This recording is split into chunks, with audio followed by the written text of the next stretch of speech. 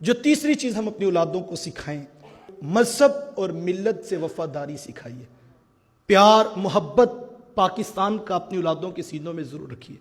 اور اس مٹی سے وفا اپنی اولادوں کو سکھائیے، اور مذہب کے ساتھ اسلام کے ساتھ پیار اپنی اولادوں کو ضرور سکھائیے۔ اور ہم خوش قسمت ہیں، یہ دو چیزیں الگ الگ پوری دنیا کے اندر اس وقت ریسرچ یہ کہتی ہے کہ بندے کو اپنے مذہب سے بھی، اپنے عقائد و نظریات سے بھی وفادار ہونا چاہیے، اور اپنے ملک سے، اپنی وطن سے، اپنی مٹی سے بھی پیار کرنا چاہیے۔ اور اب باقاعدہ سلیبس کا حصہ یہ چیزیں بنا دی جاتی ہیں۔ لیکن میں اور آپ کتنے خوش قسمت ہیں کہ اللہ نے ہمیں مذہب اور وطن دونوں کی بنیاد محمد عربی کو رکھ دیا،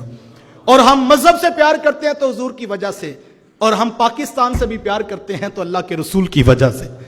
کوئی مذہب سے پیار کرے تو اس کا اپنی بات ہے، یہ بات سمجھ میں آتی ہے، لیکن وطن سے پیار انسان مٹی کی وجہ سے کرتا ہے۔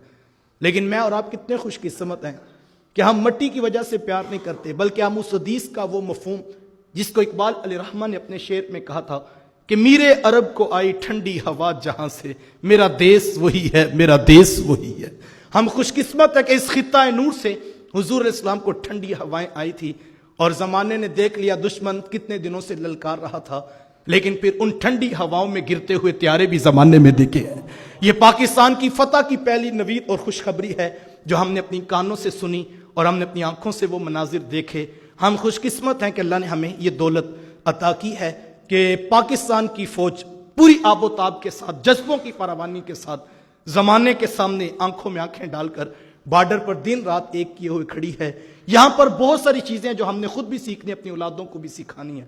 ایک تو سب سے پہلی بات یہ ذہن میں رکھیں کہ یہ محض اور فقط اللہ کا کرم ہوتا ہے۔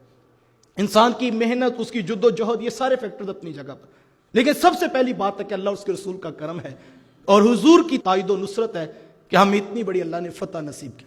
تو ہمیں سب سے پہلے اللہ کا شکر ادا کرتے ہوئے سر سجدے میں رکھ کے اپنے رب کے حضور شکر ادا کیا جائے۔ اور میں یہ چاہوں گا کہ آج کی جمعۃ المبارک کی نماز کے بعد ہم دو نفل بطور شکرانہ کے اس پر ضرور ادا کریں، اور اپنے رب کے حضور شکر کریں کہ اس نے ہمیں اتنی بڑی کامیابی عطا کی۔ اور دوسری بات کہ غرور اور تکبر یہ اللہ کو پسند نہیں ہے۔ وہ لمحوں کے اندر، وہ آنے واحد کے اندر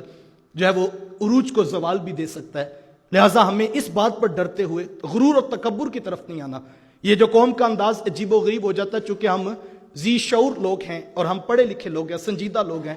ہم کبھی بھی ان چیزوں کی حوصلہ افزائی نہیں کر سکتے کہ جو قوم جو ہے اس کو بطور مذاق سوشل میڈیا کے اوپر شیئر کیا جا رہا ہے۔ ایسا نہیں ہے صاحب، یہ کوئی کھیل مذاق اور تماشا نہیں ہے۔ یہ تو پوچھو ان جوانوں سے جو ساری ساری رات بارڈر پہ کھڑے پہرا دے رہے ہیں، جو اپنی جانیں ہتھیلی پہ رکھ کر ملک اور پاکستان اور اسلام کا دفاع کر رہے ہیں۔ لہٰذا اس پر مذاق اور تمسخر بازی نہ کی جائے، بلکہ اللہ کا شکر ادا کیا جائے اور غرور اور تکبر نہ کیا جائے۔ اس پر موقع پر ہم پاکستان فوج کو سلام پیش کرتے ہیں، جس نے پوری دنیا کو بتایا کہ آج بھی بارڈر پر غزوہ بدر کے شہداء کے وارثین کھڑے ہوئے ہیں، اور اللہ نے ہمیں فتح دی ہے۔ اور میں پرسوں سن رہا تھا تو میں شکر ادا کر رہا تھا کہ آپ DGISPR جو ہمارے سپاہ سالار ہیں، آپ ان کا وہ بیان سنیں جب انہوں نے اپنی کانفرنس کی، تو پہلا جملہ کتنا خوبصورت تھا کہ اللہ کی ذات بڑی ہے، بڑا جملہ میں نہیں بولتا۔